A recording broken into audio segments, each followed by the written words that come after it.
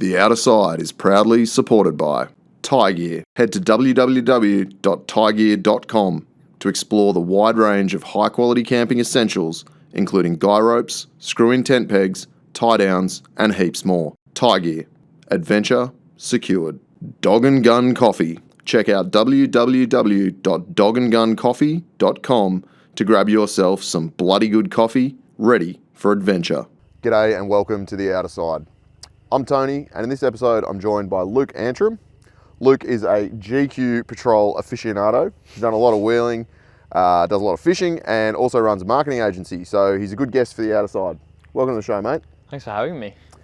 We're going to start with the Fast Five. So have you watched any of these episodes? Do you know what you're in for? Yeah, I've watched a few. All right. Well, the beautiful part about the Fast Five is that I change them each time, so you can't predetermine your answers. Right. What is your dream car?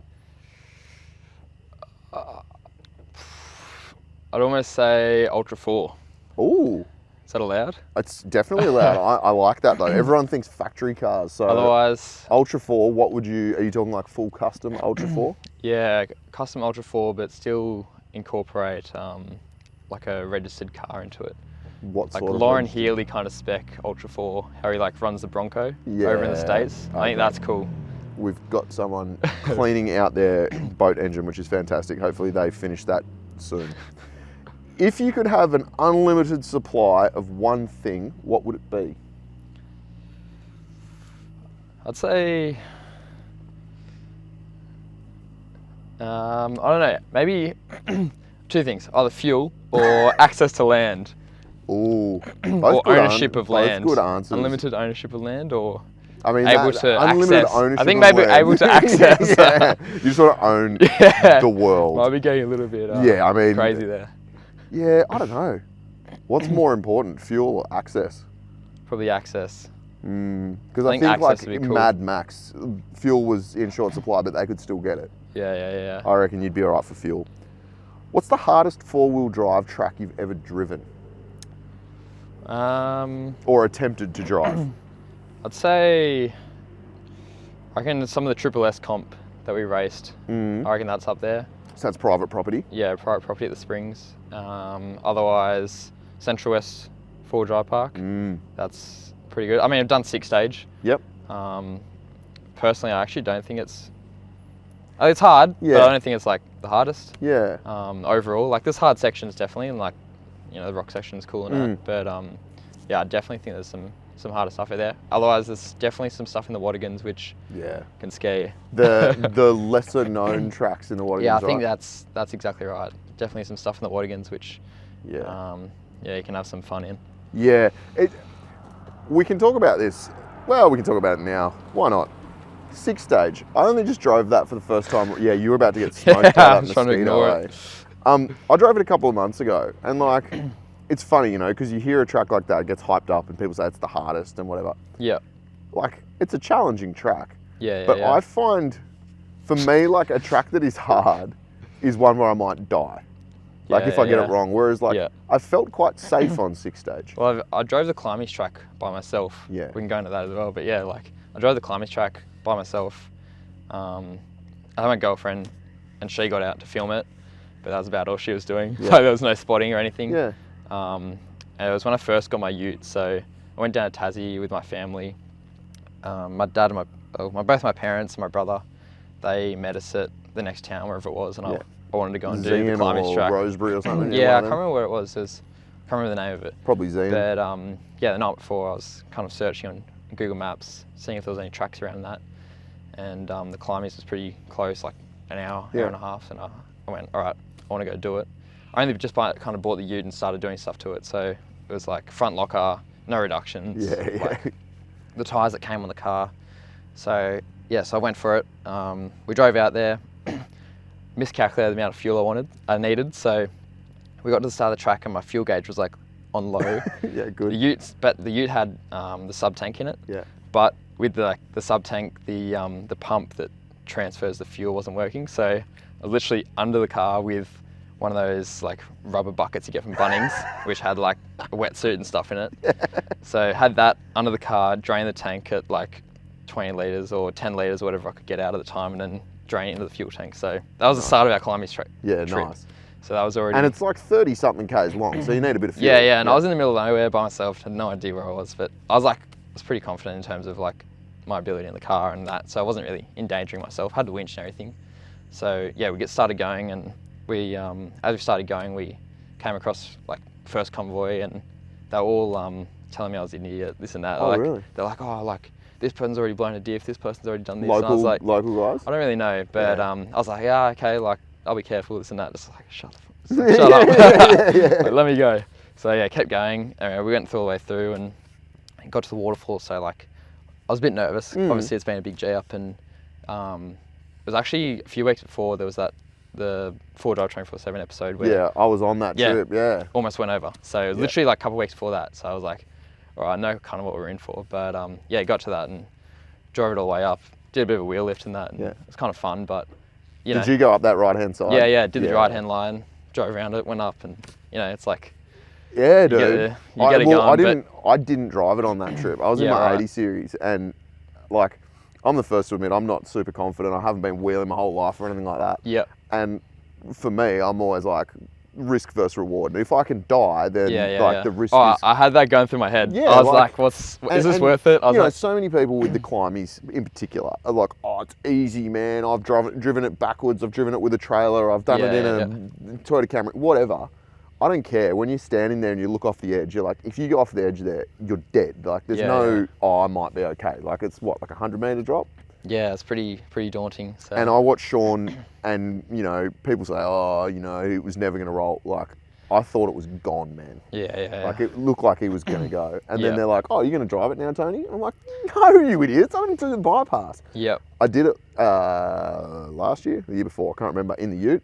And we did the inside line. And it's still committing, but I'm like, at least if I bin it, I'm still on the hill. I'm not like down there.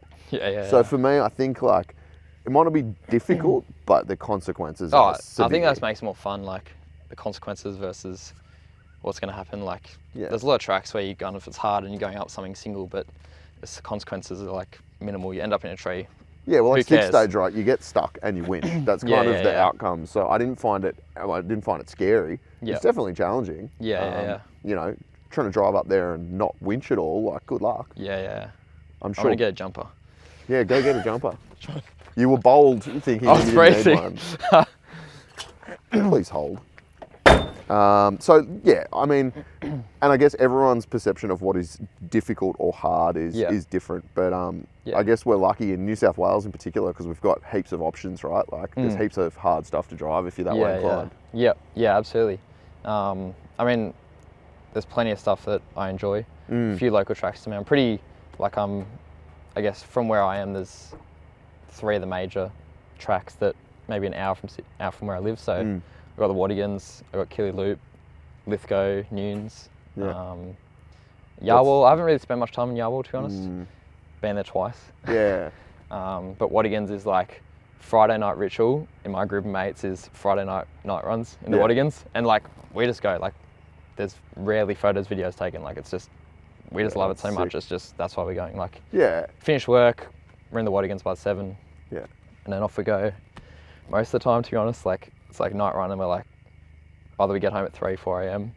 or we like sometimes camp, but it's like, something that we really like. Yeah, and I love that though. Like, you're not going up there to film content for YouTube or for like pics for Instagram. You're just going up there to have fun, right? Yeah. Like, you know, I'm all about like taking photos and videos and of course, posting stuff, but the best stuff is like, when you're not even thinking about the camera because you might end up off a cliff or you know, stuff's going to get broken or you know, you're doing it for the love of it. You're pulling it out, so you're doing it because you love it, not because you're trying to show anyone or you're not like worried about the content that you need to get or anything like that. Not overly, no. Like, you know, throw a camera out or never a camera really. Like, my just own the stuff, it's just phone. like phones and that, but like, I mean, even one of my favourite night runs is probably you go up to CBT 80, down zigzag, and then, up CBT 80, down skull and crossbones, and then up zigzag. So that's like a bit of a ritual. That, and then if we have time, we continue on or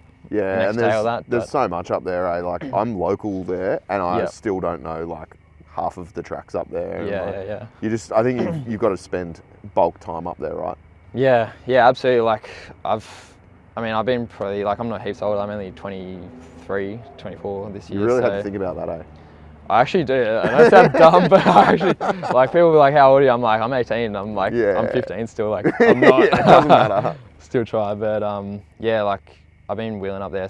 Like, as soon as I turned 17, I was up there. I mean, going back to first cars and all that, this wasn't my first car. I had a dual cab LM106. Yeah, sick. So I bought that, just got my Ps.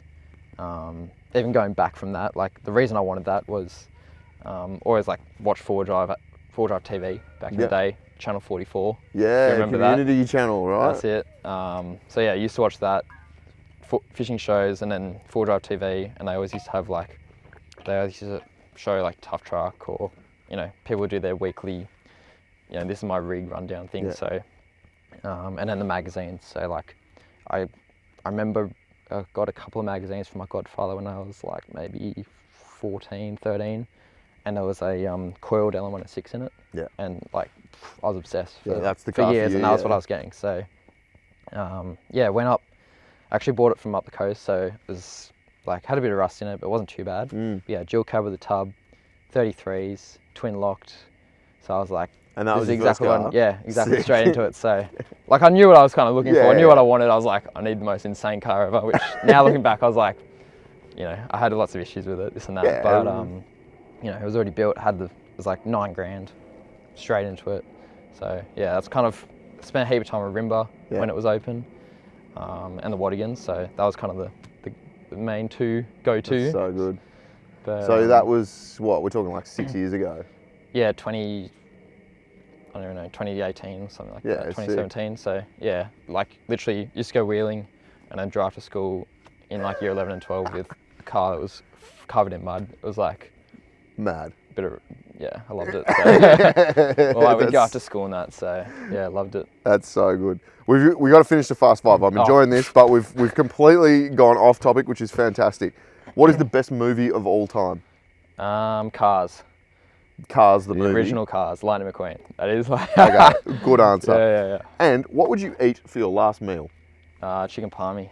Hey, and you said chicken palmy. Yeah, that's been one of the Fast Fives. Yeah, well, it is, but you know, I didn't want people to be predicting or thinking too much about the answer, so I've parked that one for a little while. And also, there's enough arguments still going on the internet about whether it's a palmy or a palmer that I don't actually need to answer that question, because people are arguing about it anyway.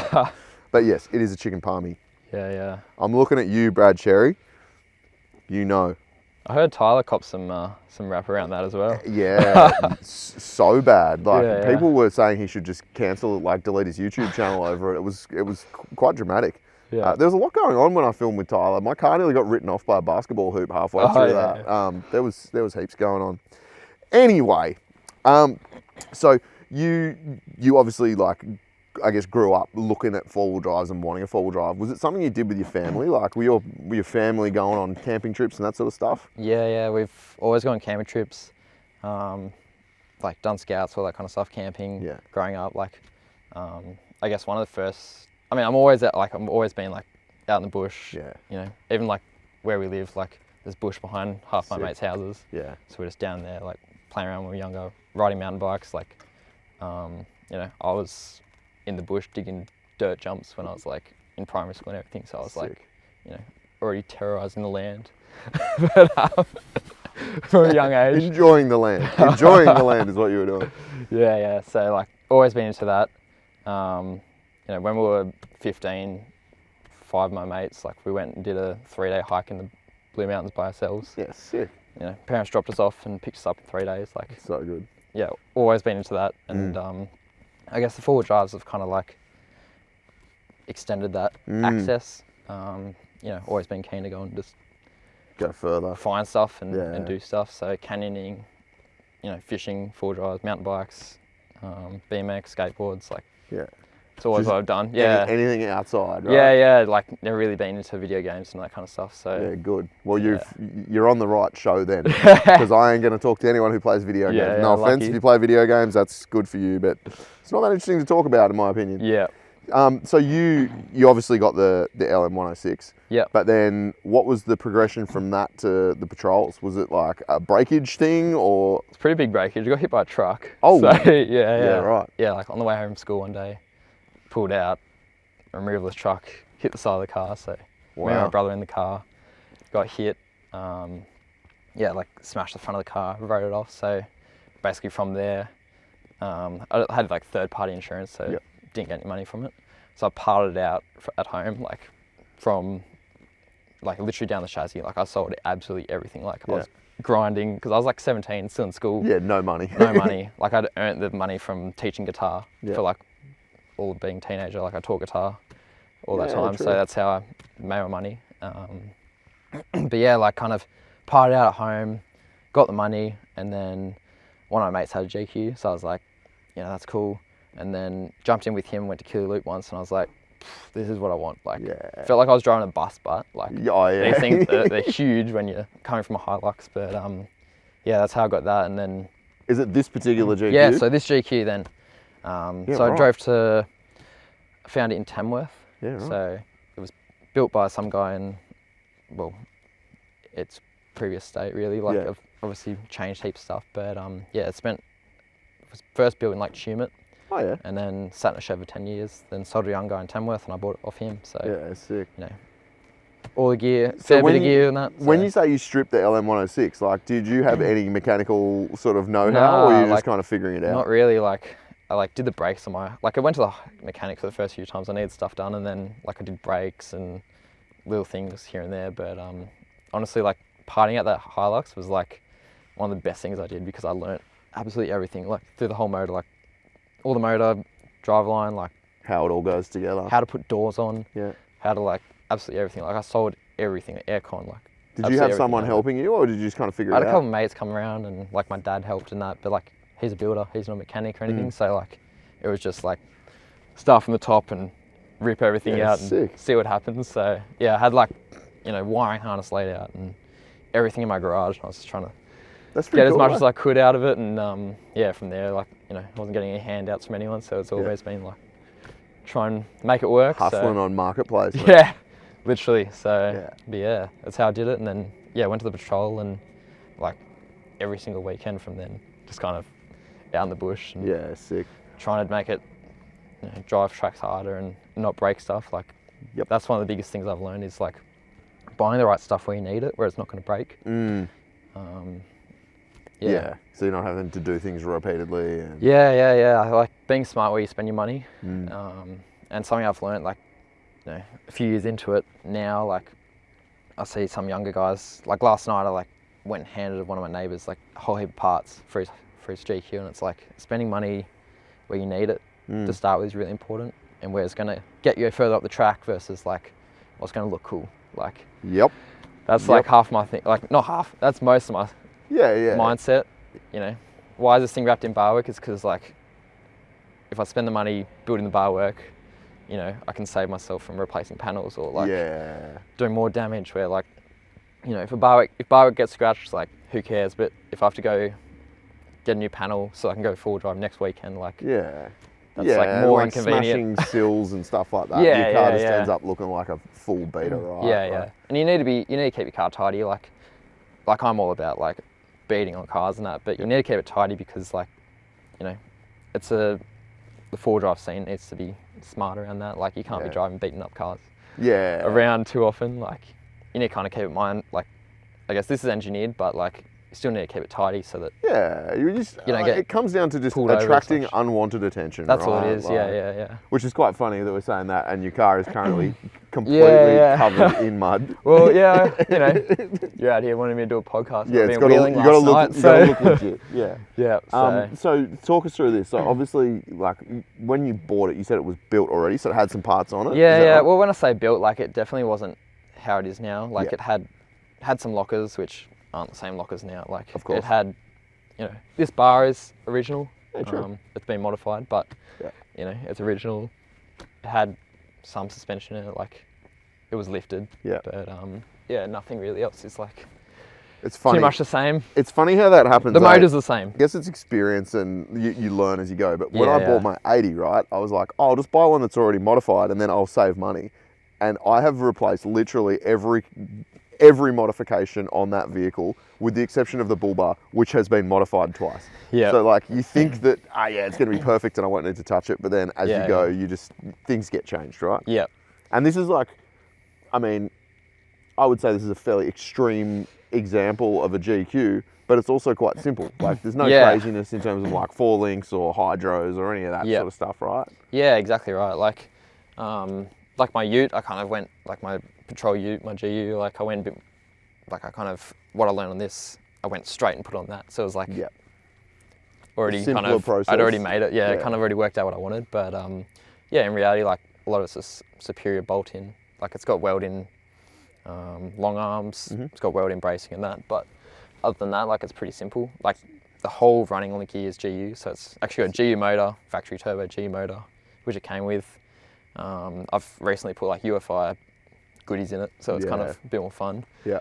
It sounds cool. But yeah, other than that, like even like, you know, I was breaking GQ CV, so I went, got a GU diff, welded it, like learned how to weld. That's literally how I learned to weld, like weld the front diff. Hopefully it's not bent. It's been a long time and it hasn't been bent, hasn't leaked, so obviously did something right. Yeah, so like, you know, doing GU diffs and... So you got GU front and rear? Yeah, so GU front and rear, GU steering box, GU motor, still GQ box because of positioning and everything. Yeah. And because they're like pretty staunch. Yeah, 85% reductions. But this thing did come with twin transfers, which was cool. So that's a Marks 4 drive kit, but they didn't make for like 10 years and they've just released them again. Yeah, okay. But yeah, it had twin transfers in it.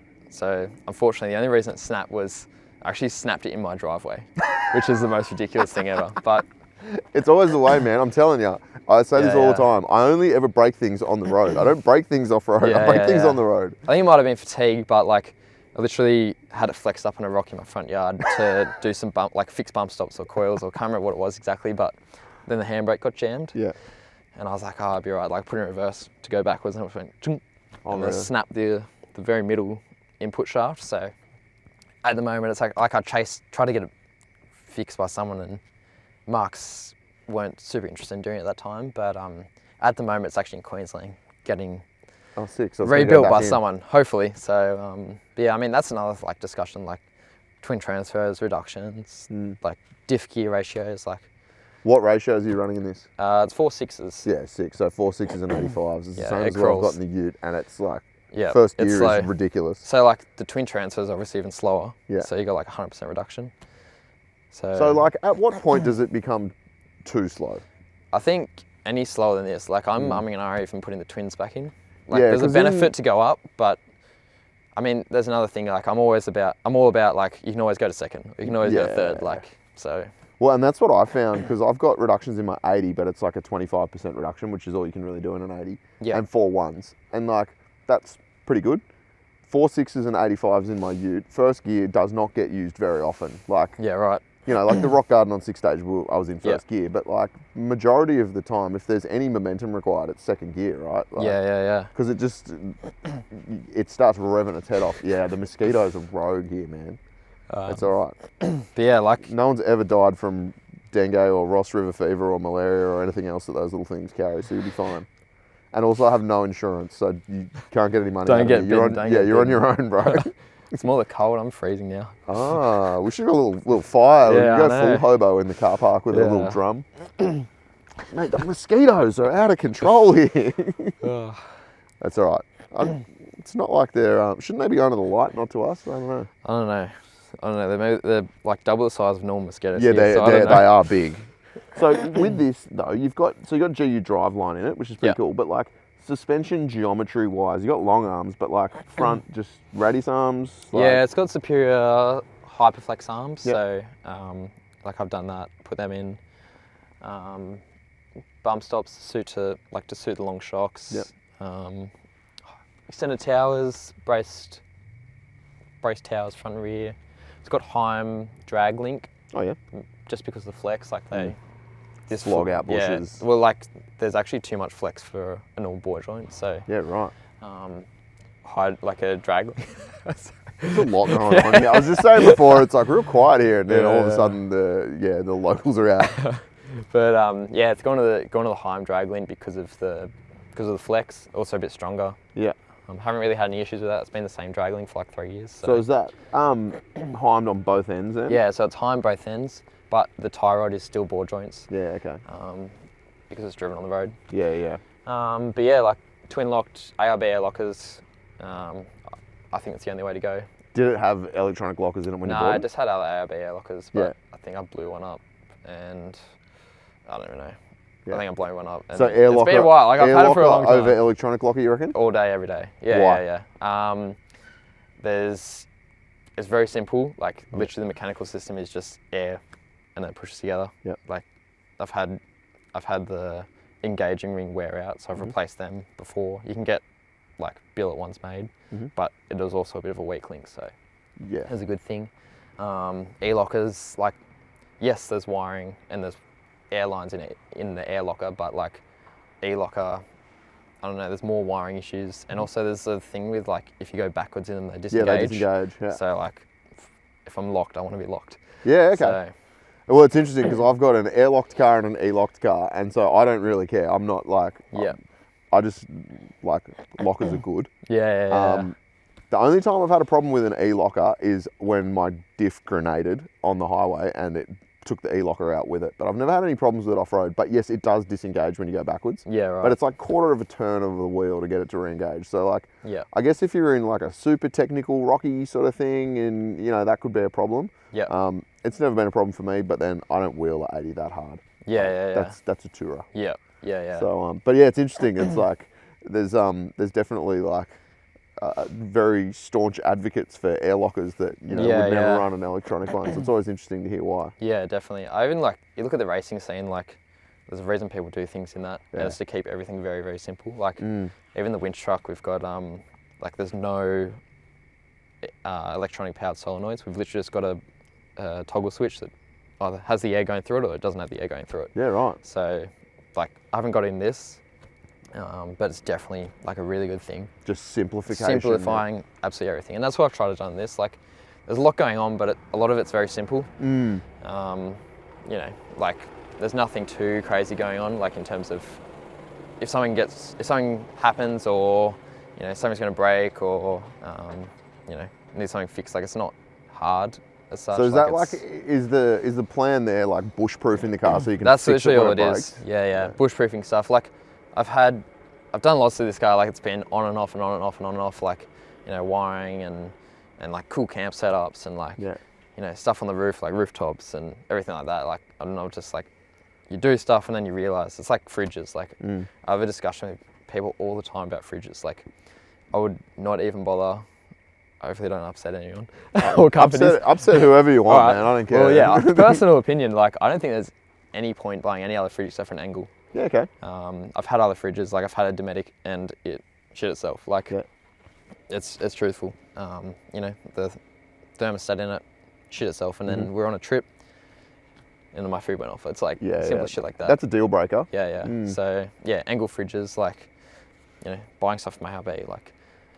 I've got a worn high mount on here, like I've had the King's winch. I've been stuck in the bush. Like I've had the problems, and then you realise like, oh, okay. You're never going to hear any complaints from me about worn high mounts because I just think they look cool, they sound cool, and they work really well. Yeah. So like you're never going to hear any complaints from me, and like I think you're right. There's certain products that you just can't compromise on, right? Like the sort of driving that you do, you need to have a reliable winch. Yeah, that's and it. like a fridge, if you're going to be doing any kind of extended travel, you need a reliable fridge. Like, so if you've got a brand that works for you, then absolutely. I have no winch sponsorship, although if Warren or Gigglepin want to sponsor the podcast, please reach out. Yeah. I've spent an ungodly amount on winches in the last year, mostly through my own stupidity, so any help you can give me would be appreciated.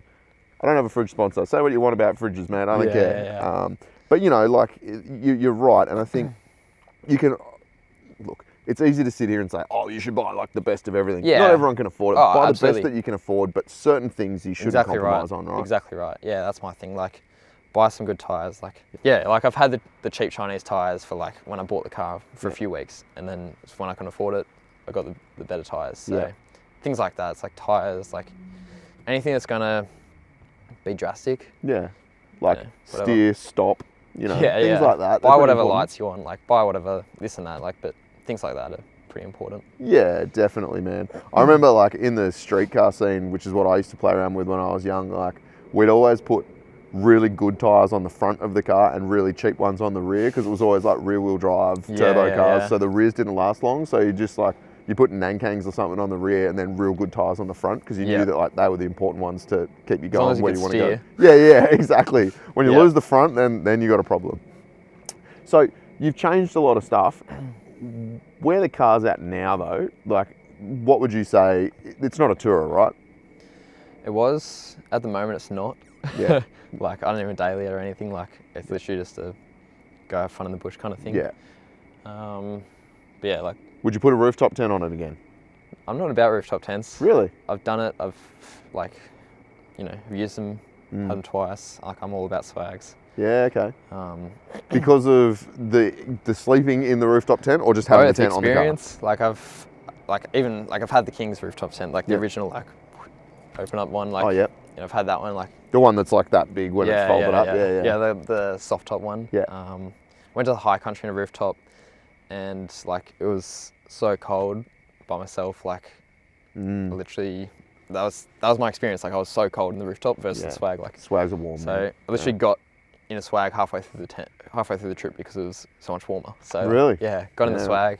I don't know, it's just easy, like wheeling. Like I don't want any more weight than what I've got. Like I've even got an aluminium rack, so I have less weight. Like I should probably go no roof rack, but like the aluminium rack is nothing. An extra 50 kilos less than a steel one, because then I've less weight on the roof. Like optimizing little things. Yeah. I mean, look, center of gravity. There's no arguing. It makes you feel better. It's funny because I've never had a rooftop tent, and I've got like a bunch of mates that swear by them, and I'm about to do 3 weeks in the Cape in my 80, and I'm like, I'm still on the fence about whether to put a rooftop on it or not. Yeah. Oh, I keep looking at them, but like if I was going to do it, personally, I'd only go like a Bush Company or Alucard or something like that, like something that's good.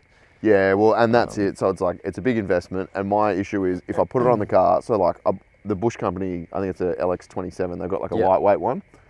I'm like, okay, cool. So it's like, I don't know, $6,000 or something, right? If I put it on the car and I don't like it, then I've got to deal with that, and I've got to sell it, and I'm like, because I daily my 80, I don't want to drive around with a rooftop tent on. Yeah. And I see like people on the highway like daily driving with a rooftop, and I'm like, your fuel economy, and like you're just carrying around this thing that you're not going to use every day. Yeah, I see dual cabs like every day with rooftops and like max tracks on top of that and a solar panel on top of that, and I'm like, how often do you go camping, dude? Yeah. It's like, surely, I don't know. Yeah, it seems like you're right. For the amount of time you use it versus how long you've got to drive around with it on, that's the bit that's always kind of stopped me. And like, you're right. Swags are so warm, man. Like a little single swag. I don't really care. Like I'm happy getting the dirt, so exactly. I've got a comfy swag in that, but it's like, my swag fits in the back seat of this. Like you can just go anywhere and whatever car. Like I've slept in the coldest, like in Tassie when it's been like below 0 in a swag, and I'm like sweating. Well, I did a whole season last season, like going down the snow every second weekend, like in the swag, camping in Chindy, like. So I'm like swag all day. Yeah, man. I don't know, and it's simple and it works, right? Like I don't care if my hands get dirty in the morning. Like no, it doesn't matter. So when we were planning this particular discussion, we had a couple of misfires because it feels like it's basically rained for the last 6 months straight in this particular state, which makes filming an outdoor podcast very challenging. Yeah. And one of the questions I had for you when we were trying to work around the rain was whether or not you have an awning on this car. Yeah. No awning. I've had awnings. Again, one of these things, like I've had a straight out awning out the side and one out the back. Mm-hmm. That was kind of cool. I've had the 270 awning. But yeah, honestly, like they end up in trees or like on a side or like whatever, like so all the awning goes over the top of the car. Like. Yeah, so you're just raw dogging in a swag, no cover, nothing. Nah, just raw dog it. Love it. I'm sensing a certain like persona about you, about like wheeling is the priority, right? Everything else is kind of secondary. It literally is, Like that's why we like sometimes just night run and then 3, 4 a.m. we get back home and go to bed. Like I love camping, but sometimes you just like wheeling and then like we can't because we have to stop. Someone's car's on its roof, or something's broken. Yeah, literally. So, but yeah, that's my favorite trips. Are like spontaneous trips. Yeah. You know, either a night run or you know, someone's like, let's go here this weekend. Sure, let's go for it. So yeah, I'm all about like throw stuff in, make it simple.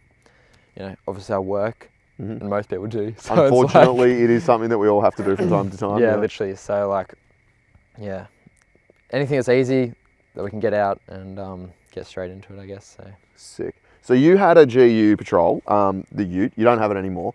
What motivated you to build that car when you had this car? I had this. I actually had a few cars in between as well. Okay. So like, I had I think the next car I bought was a 40 series Land Cruiser. So I've had this the whole time. This has always been a car I've had. But a 40 series? Yeah, so I've had two. So I had a HJ45. It was a 1975 model, Sandy Taupe. It wasn't Raptor, but it could have been. Yeah. It's like a pretty dodgy paint job on it. But yeah, on 33s, and I dailied that for a while. Cooked my back. Yeah. It wasn't good. But they that look was cool, good fun. But they aren't real comfortable. Oh, I loved it. I had it for a year. Sold it in COVID, so. Yeah, so you're basically a millionaire now. Yeah, cool. Made some good money on that. But yeah, I absolutely loved that. Like, I only drive this because I have to. Like, if Toyota made an equivalent, I'd be all over it, I reckon. But yeah, I love Toyotas, 40s. Like, 4080, going back to the dream big car, like a 4080 would be sick. Have you seen that LCS one? Yeah, the green one? That is like, dude, like ideal. I looked at that thing up close. He had it up in Brisbane for the 4x4 show. I think that is the best car in Australia, honestly. In terms of like a wheeling car, that thing is off its head. Yeah, well, I've driven Ryan's. Oh, okay. So yeah, that was my previous favourite four-wheel drive in the country. Yeah. His is more like a race car though, but that LCS thing is next level, dude. Like it's like they've custom fabricated. I've watched a lot of their videos and it's like very motivating.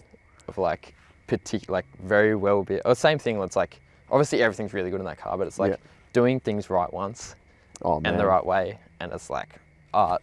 If you're listening, Laurie, it's a credit to you, mate. Yeah, like, I love it. Top bloke, and also like just a phenomenal car. And you can just the interior in it is like all sheet metal and just beautiful and like sick winch setup. Crazy suspension. Like it's I love 40 series winch trucks as well. So like the few guys still running them. Yeah, and they're sick. But no, I get it, man. Like, there's a reason I bought a GQ Ute as well, right? Like, I love Toyotas as well, good, but they're staunch. Yeah. But yeah, like the 40, had it for about a year or so, and then I'm pretty sure. Actually, so I sold the 40, and then the next day, I went to Coffs Harbour and picked up the Ute. So I bought the GU. Yeah. So like I've wanted a GU. It was always like I wanted a GU before I bought this. Couldn't afford it. Yeah. So yeah, I wanted the Ute. And I bought it to just be a daily. So I was like, cool, let's get a nice car. It was like pretty stock. Nice GU, TD42 Ute. Like, you thought you weren't going to modify it? Oh yeah, I was like lying to myself. So that never happens. I went to town on that. Absolutely everything in it, like 2.5s, hydros, everything was braced. Like, yeah, did absolutely everything to it. Like big turbo on it, top mount, winch, mill weld bar, custom bar work all around. Like everything. So would you say that you cannot help yourself? Yeah, it was a bit like that. Yeah. So then it was like, I did the stuff and I was like, all right, let's have it as a tourer. Yeah. And yeah, like this was after I went to Tassie. So like I went to Tassie when it was like stock. So bought the Ute, went to Tassie, came back, did everything to it. Then wanted to keep it tidy still. So yeah, I was like, all right, I'm not going to take it wheeling. Just kept taking this wheeling and then just got too excited, so like just started taking the Ute wheeling all the time and did 6-stage in the Ute, and then I'm not going to wheel this car. Next minute you're on six stage. Literally. Yeah, good. So I did 6-stage with it, and I was like, all right, like I didn't put a scratch on in 6-stage, so I was like, all right, sweet, I can wheel it anyway then. So I'll be sweet. So like did a lot of tracks in it. Did a lot of the Wattigans. Didn't put a dent in the door once. Didn't really dent anything. Dented this guard once. A rock came up underneath and hit under the guard, which I was filthy about because like the car was painted. Like it was freshly painted, like it was immaculate. So, but other than that, like, did a lot of tracks and didn't really damage it. too much. So Yeah, good. like, you know, comes back down to like building it right once. And I kind of had the knowledge a bit of what I wanted and how to do it. It didn't have like heap of flex. Like it actually had a lot of, it had the same suspension setup as this when I first built it, and then I actually changed it to 2.5s and hydros. Yeah. And it drove sick. It was Yeah, good. yeah. So yeah, it actually had the superior electronic shocks in it as well. So Were they good? they were awesome. Yeah. Yeah, Real right. awesome bit of kit. So That's it's the pretty same cool. as the 2.5. It's just got adjustable in-cab controls, which is That's wild. sick.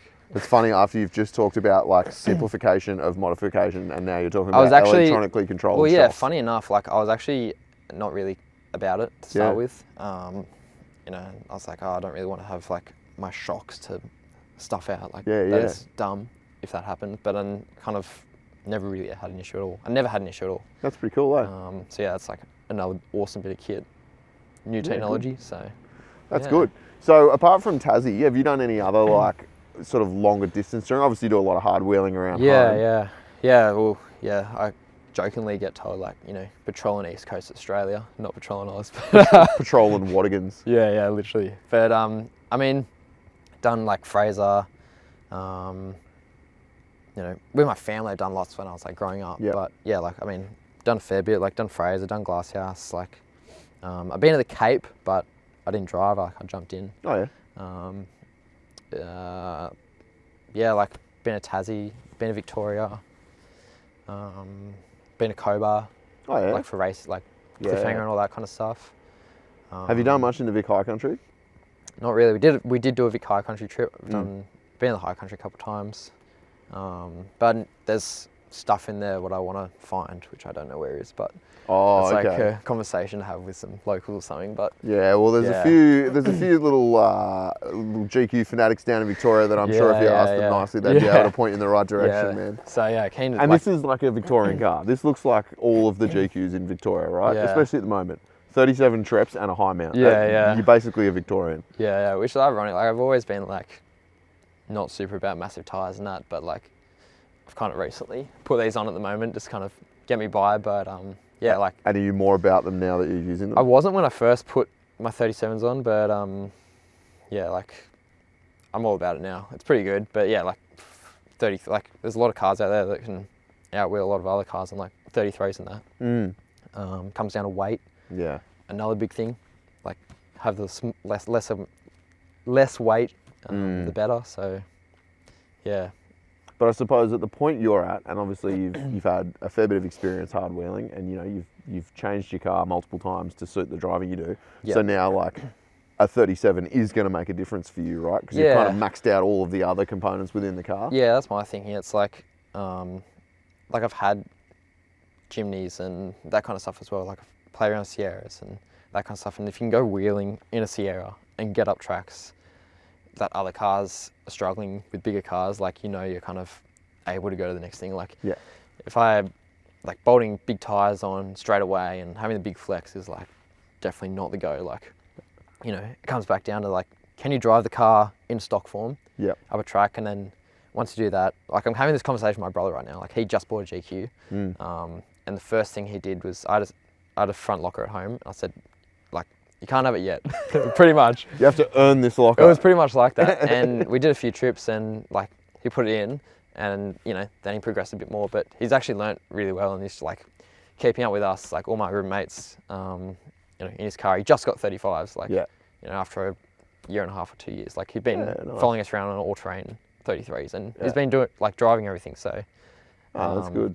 Yeah, like comes down to like, you know, work with the car what you got, and then you're like, the more you can drive, like the more you drive, you kind of work out, this is what I want, this is what I want. Like I felt the difference when I put the long arms in the rear, for example. I felt the difference when I like would do a little thing, like now I can really work out what I want. You can appreciate the benefits of it. But then like my knowledge versus like guys in the winch truck scene is like, I've got like no knowledge compared to some of those guys who are like, dude, I was the nitpicking and stuff, and like the difference in cars there is like, is pretty sick. So so I mean, and you know, some of those guys have been around for a long time. I'm very much still learning. And they've got purpose-built race cars, and that's a whole other ball game.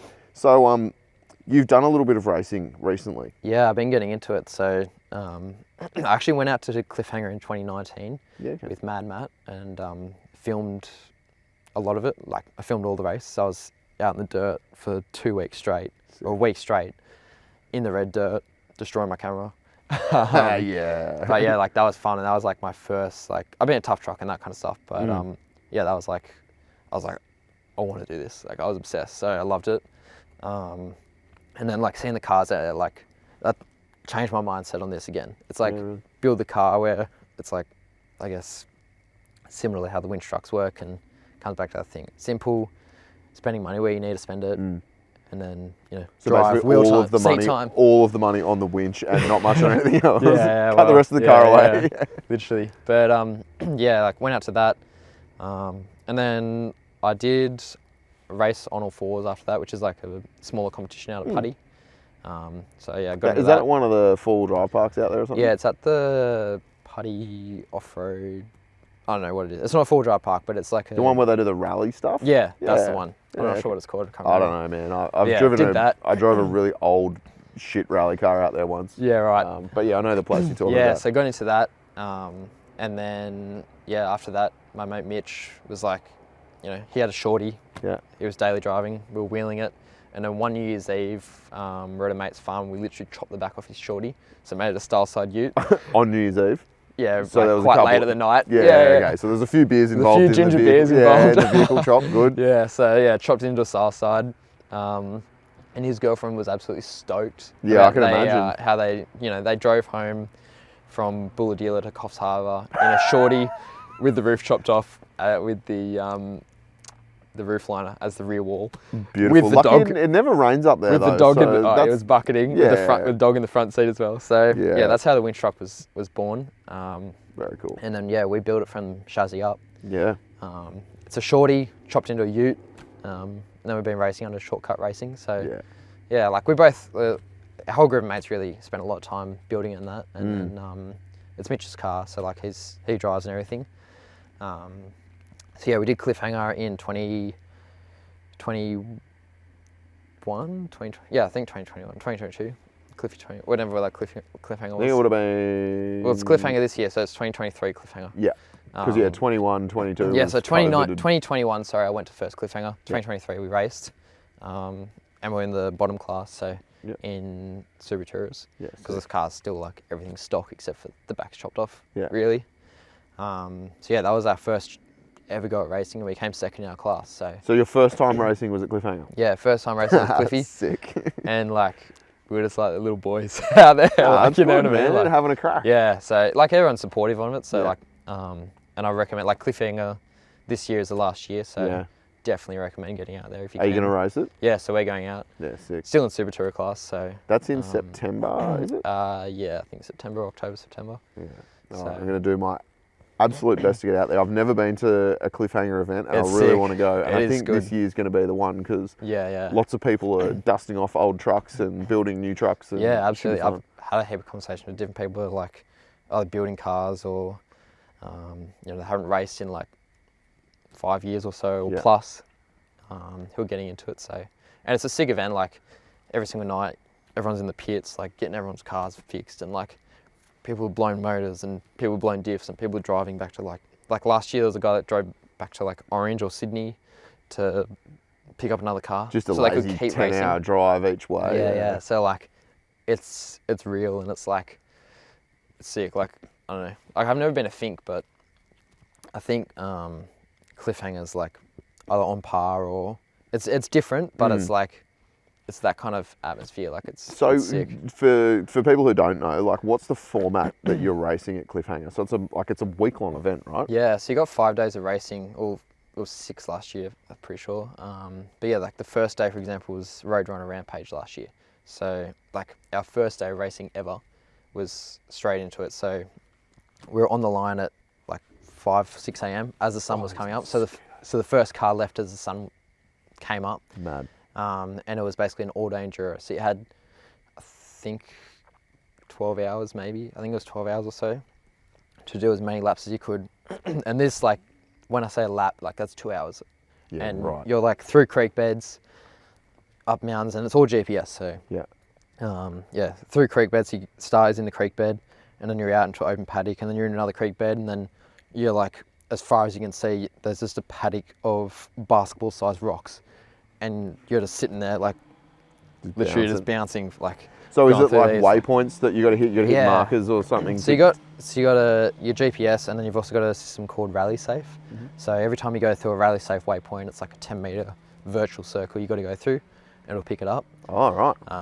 And then it's numbered, so waypoint 1, 2, 3, 4, 5, whatever. So like you got to do all the waypoints, and then you finish your lap, you come back through the pits, and off you go again, and you just don't stop.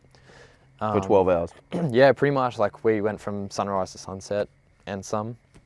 And like for a car that we've never raced before, we didn't really have time to even do like a trip in it. Like we literally did a bit of driving around my mate's property in it. The car went pretty well. Like we didn't really have any brakes or anything. So that's sick. Like that was the fun part for us. And like, again, like all my core group mates are like, we're all out there in the pits, like, that's what really makes it fun for us. Like we're all into it proper. So GQ power, baby. Is that a TD or is it a petrol? So it's a TD42. It's like 250 horsepower. Yeah. So it's got like an 18G, not even UFI or anything. It's like some dirty 18G strapped to it, and it sounds sick. It's the coolest sounding patrol I've ever seen. Yeah, really? It's pretty cool. So, it goes. Other than that, like it's all superior gear under it. It's got hydro fronts. 2.5-inch shocks. It's got a cage in that, obviously. But building that, it was like absolutely bare minimum everything. Yeah. It comes back to the locker switches. Like the lockers they're just got like a airline and you flick it on and off. Like simple things like that. It's actually interesting. The whole car runs on 24 volt. Okay. So it's got a 124. Is that because it's an import or you made it 24 volt? Mitch decided to go that way because one alternator, so there's a 24 volt alternator. A few of my mates are electricians and they're like super good in terms of like one of my mates, Zane, he actually wired the whole car. There's no wiring harness. Yeah, so really? He wired the entire car. It's 24 volt alternator, 24 volt starter. And then I think the fuel solenoid might be 12 volt. I don't even know. I didn't do that bit. But like the whole car's 24 volt and there's a 12 volt step down for like a GME radio. Maybe, I can't remember, maybe our gauge. Yeah, right. And I think that's about it. And the winch is on 24 as well? Yeah, so the winch is on 24 volts. So that's the big mindset around. Yeah, you build the car around the winch. Yeah, nice. Pretty much, so. And so in that 12-hour stage, when you're doing that first thing, like, is there like winch wall stuff there as well, or is it only winch if you get stuck? Yeah, you shouldn't be winch. I can't remember if we winched or not. I think we probably did. But that's not really a winch wall stage, but I guess throughout the week, like the big event at the end is the winch wall. Okay. But so that's like a 12-hour enduro. And then the next few days were kind of like short course stuff. So you had a day of like, there's some winch walls where it's like from, I don't know, some of them were 50 meters, some of them were 200 meters, some of them were 300 meters, kind of like short course stuff. And that was like a day's worth of that many tracks. And then you're doing night runs as well. So you do a day and then you come back and you got like an hour before you got to go out and do another night run.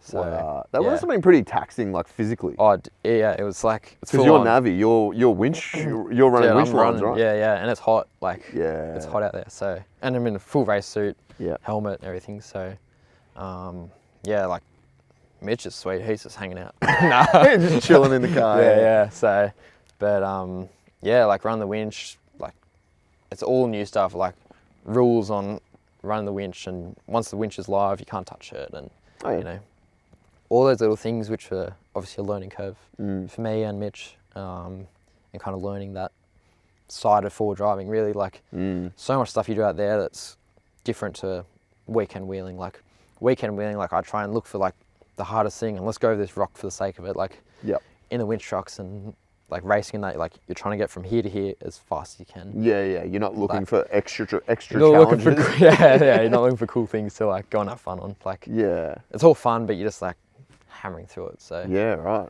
And I suppose like, you know, particularly for you with a car that's like very slow, got reduction gears in it, or to then hammering over obstacles, it's quite a different style of driving as well, right? Yeah, that's it. Like through the creeks, like we're just running through this creek, and we're like, obviously we're on 37s in a shorty, like that's a small car out there. Yeah. Like we were going through these creeks and our hearts were like hurting because we were just constant shake for like, I don't even know how long, like ages. Like let's say like 15 minutes. Yeah. Of just one thing where you just like run through a creek. Yeah, right. So our hearts were like, we could both feel our hearts like hurting. So that's like, always good. yeah, like I don't know, like sitting in a car with someone for 12 hours racing, you're like, yeah. There was a few times we almost like we got out of the car and we're like walking the opposite side of each other. Like, oh really? Yeah. Just on the first few days, and then like you get into it, and like now, me and Mitch just raced Offroad Outlaws, for example, and like you know we're both like chill and relaxed in it now. Yeah. But you're like the first few races, you're like nervous and stressing out, and you're wondering what's going to happen, and you know, I've never been in the car when it's rolled, but like the year after we raced Cliffhanger, Mitch raced a few times and it went over its lid at Offroad Outlaws. Yeah. So there's a famous video online of it going over the front. I have seen that video. Yeah, so I was actually in Japan for that, so I missed out, unfortunately. So you could blame the Navi. Yeah, so I wasn't in the car for a few races just because I literally wasn't available. But yeah, it's been over and it's been rebuilt a few times. So yeah, good. Well, that's all part of it, isn't it? Yeah. That's why they're all caged. Exactly right. So, I mean, Zane went to hospital, but he was all sweet. Like, yeah, he only broke his back. So, he broke his back. Yeah, he broke his like lower back, but when that car went over. I love that how casually you just like he only broke his back. Oh, well, then he's fine then. Yeah, well, like he was sweet. Like they couldn't do anything about it. Like, he was fine, but he ended up back at the race like the next day. So he was again like. We're all into it. So speaking of Off-Road Outlaws, so you just raced the one that was on recently? Was it like a few weeks ago or something? Yeah, literally, yeah. So I saw a video from multiple different angles of a car that looked like it was attempting to enter orbit. Yes. Did you see that? Yeah, I saw that. Yeah, so that was insane. What happened? Do you know? Like, well, yeah. So that was the Bounty Hill. So that was the night run. Again, at Off-Road Outlaws, like it's for everyone, but I guess Ultra 4 is kind of. If you've got a quick car, it's kind of going to dominate there. Yeah. So again, the shorty, like, we went there with the mindset, we're just going for fun and seat time before Cliffhanger. So like, we still had a lot of fun. So even Off-Road Outlaws, that was a big enduro at the start, and there's winch stages, Ultra 4 stages, like racing stages. And then this night runs Bounty Hill. So it's literally, there's vert in this hill. So it's like this vertical hill. It's probably like, I don't even know, like maybe 10, 15 meters tall. Yeah, right. Of death. It's like you don't want to back off on that. You're like, how did the machine even get up there? Like they would have had to use an excavator or something. It's like it was no bulldozer. I swear it's getting like that. But yeah, so it's literally this Bounty Hill which goes up. It was like a vertical, and then there was a step in the top. Yeah. So yeah, the Ultra 4s obviously it came around, just went too hot, and then you just like it was this insane amount of air. They got sent.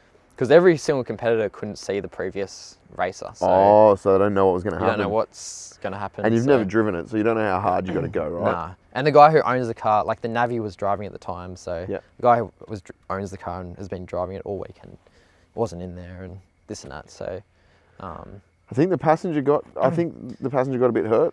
Yeah, passenger went to hospital. So I don't know details on what happened exactly. So did you guys drive up that thing? No, we didn't. So Mitch wasn't too keen on doing it in the shorty. So. I don't blame you, man. I even on camera, you know, like nothing looks steep on camera, right? Yeah. That looks steep on camera. Yeah. It was insane. Like we couldn't even walk up. Like we went and saw it the afternoon, and we couldn't even get up it. Yeah. Right. The reason we couldn't race it was we cooked the TD the day before in the day before in the enduro. So we were just babying it the rest of the weekend. But even if the car was good, I don't think we would have been racing it anyway. Like. Even watching the Polarises go up, it was like hectic, pretty red hot. So. Is like do you have a desire to do more of that stuff? Like, do you want to do more racing, get more involved? In that definitely. Sort of scene? Yeah, definitely. I guess it's at this stage it's a financial responsibility option right now. Like, I could go and build a winch truck or build this into a winch truck or an Ultra 4 or whatever, but it's like I've got other priorities at the moment. Yeah, but of course. Definitely keen to get into it and do more racing. So I think winch truck will be where I'm at. Like I did race Triple S, so I drove the shorty in Triple S. Never driven a shorty in my life, and we're racing it like straight away. I didn't even like practice driving it or anything. So that was insane. Is it much different to the wagon? Like the shorty? Obviously it's shorter, but it is like it's like driving I don't know if you've ever driven a Suzuki Sierra. Yeah. Imagine driving a Suzuki Sierra, but like with 37s on it. So like your wheelbase is even shorter. And then like, yeah, this thing just tips. And do you know what the difference is in wheelbase between like a wagon and a shorty? Is it? It's pretty significant just by looking at them, right? I don't know. Like it's a door, so I don't know. I know a mid wheelbase is 300mm longer than a shorty. So it's probably more than that. Wow.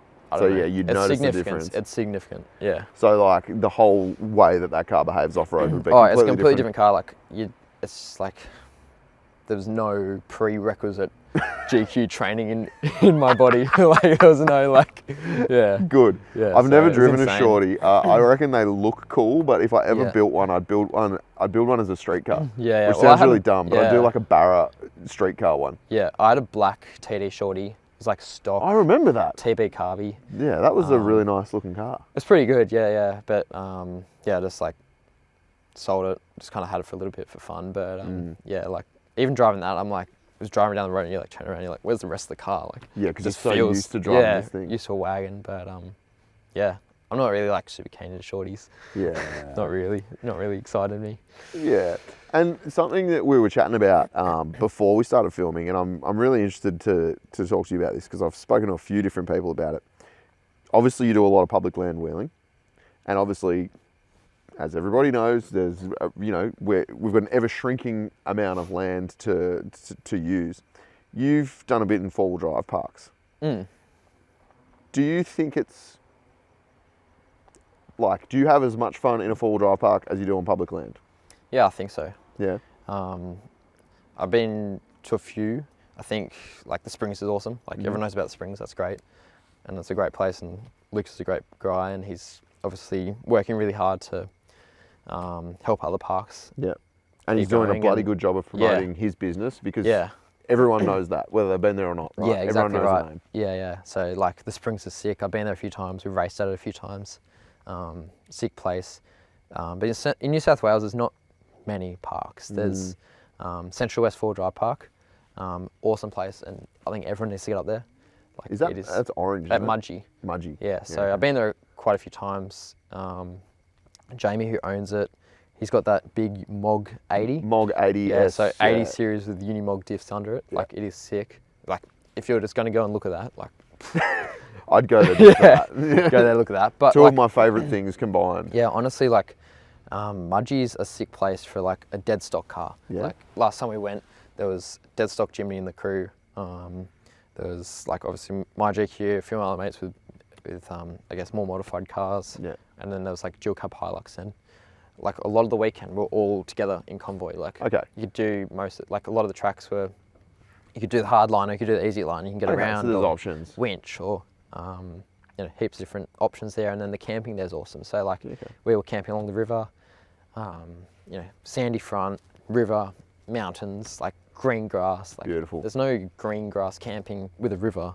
There's public land that's super accessible with four drive tracks. Like and I guess that's where I'm sort of going with it. It's like I guess there's a fundamental thing in a lot of us that's like, no, we want to access public land, and we do want to access public land. But then there is a benefit to four-wheel drive parks as well, right? Yeah, like, absolutely. There's some amazing opportunities in some of those parks, and I think as we move forward into the future, there's probably we're going to have to consider that as an alternative option for if we want to keep doing this stuff, right? Yeah, for sure. And even like even Central West, like they need people to go there, like for them to keep running the park and paying their insurance. Insurance is a big thing.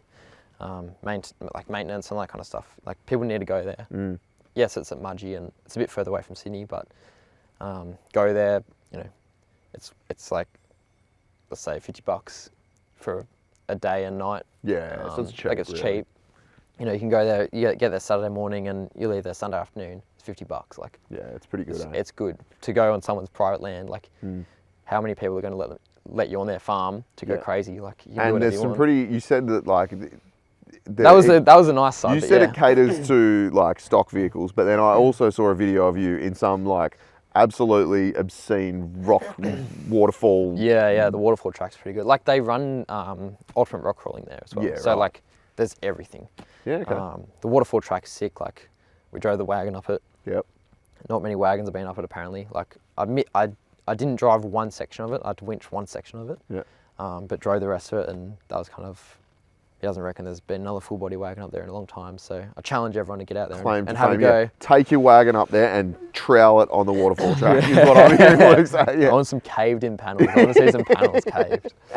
But yeah, like there's so many sick tracks out there. Like we've been out there probably 5 times and haven't driven anywhere near like all the tracks. Like even the creeks. Like there's creeks that go from one side of the property to the other, multiple of them. Like. And you can drive every single creek. Yeah, really. It's like there's so much stuff out there. Well, you've sold me. It sounds like I need to get out there. That sounds like definitely. Good fun. It's good fun. Yeah, and it's kind of, I guess, protecting the future. You know, it's obviously something you talk about, but I think like those guys are doing a really good job out there in terms of like what they do, and they know like, you know, Jamie used to race in tough truck from like the early 2000s. Like, he knows, he gets it. He's like, he's all about it. Like. I think you just raised a really good point, and something that I have neglected to say on here is that, you know, whether you like 4-wheel drive parks or not, or whether you think that we should be able to drive our cars anywhere on public land, that's great. But like what you just said about supporting these guys, I think it's really important because they've got big overheads in terms of insurance, and they've got their own private property that they're opening up for people to pretty much do whatever you want in terms of wheeling. And I think the more that we support those, you know, those kind of venues, the better, because ultimately that might be all we have left. Yeah, definitely. And wherever you end up racing in the desert or Cobar or whatever else. Well, that's even private that's all property. private property out there too. Yeah, Cobar is private property. That's a family sheep station. So like Cliffhanger, I've got access to that. So yeah. That's wild. I don't know what Fink's like. I don't know the Fink, details on Fink. You have to go to Fink. It's very different to what you've been talking about. But it's just... Yeah. It's like another King of the planet Hammers out is on my there. list as well. So I'm keen to go to King of Hammers. I had Ben Napier on here quite some time ago now, and he's the race director for Hammers. And, he's had Ultra 4 cars and stuff, and just talking to him about that, I'm like, that sounds like something that I need to go to at some point. Yeah. But Fink is, if you haven't been to Fink, get to Fink. It's I don't know, it's like another planet out there. Like, you're in the Northern Territory, it feels lawless, it feels just wild, and like, man, it's just a sick week, eh? I had the best time out there. Yeah. I'd love to go back. Yeah, definitely. Very different in terms of like, you know, like the types of cars, I suppose, like, you know, trophy trucks and buggies and that, but it's got 4 wheels and a motor, so it's sick. Yeah, bikes and that, keen on that. Yeah, so. And you do a bit of riding, eh? Yeah, we've been, I guess, mainly the Wadigans again. Like, it's just convenient that. But yeah, like, mainly enduro, like. So like single trail stuff? Yeah, so like I've got a KTM 2-stroke, get up there, just go have fun. What, like a 250 or a big one? So it's a, currently I've got a 2024 KTM 250 2-stroke. Yeah, sick. So it's like riding a mountain bike. Yeah. So yeah, it's good fun. Like I came from like, I've had a few WRs and, you know, 4-strokes and all that kind of stuff. And it's like, first 2-stroke and I get on it and I'm like throwing it around. I'm like, why didn't I do this years ago? So. Well, I've never been much of a bike rider. I have ridden a KTM 250 and I nearly died because they're quite snappy. Yeah, it's good fun. Yeah, so like there's a lot of stuff in the Wadigans. I guess private parks as well are important, but like it comes down to just being responsible with it and being smart where you go and doing the right thing. But yeah, a lot of Wadigans, letter A's, sick area. Yeah, that's mainly where we go. And I suppose, like, for you, having wheeled so much in that area, like, you would be seeing different parts of that forest on a bike, right? That you can't get a car. Oh, like, yeah, even the bike tracks and that, I'm like, never been here, don't know where we are in that. So it's like, it comes back to my first thing. It's like the reason I have 4-wheel drive and the reason we used to go hiking that. It's like to go and find stuff and find cool stuff. And it's just another method of transport. And obviously I have fun doing it, but yeah, that's like, as long as we can go out there and find cool stuff and get yourself into trouble, then I'm all about it. Legal trouble. Yeah. I mean, like... legal trouble. I don't have insurance. If you're not in... Don't sue me. Yeah, I mean, if you're not on a ride in the bush and you're not hating yourself at the bottom of a hill, then you're not having a good ride, so... Yeah. Nah, that's so good, man. Well, that's probably a good place to leave it. And yeah, I think it's amazing. Like, just seeing the passion that you have for getting out in the bush and just, you know, pushing the limits on bikes and cars, racing, all that. I think it's really cool, and it definitely motivates me to get out there and do it more, man. Yeah. If people want to find more of you online, what's the best place to find you? I mean, any of the socials. It's just PATROLIN_AUS. So is that soon to be patrolling East Coast only, or Yeah. are you going to go to other places? If I don't get out there, some people might be after me. But yeah, no, I definitely want to adventure out and do some more like Arnhem Lands on my list. Yeah. Like, however I can, or in terms of access and that, like that's on the list. WA would be sick, like doing the WA coast. So definitely, like I'm into touring. I love touring. I love camping, all that kind of stuff. It's just obviously the hard wheeling's sick as well. But yeah, very good. About it. All right, well, I'll put a link to your socials in the video description. Cool. And thank you for your time. No worries. Thank you for enduring the cold and I'm freezing. the really, really large mosquitoes. Yeah. We made it through. We did. And we will see all of you next time on the Outer Side.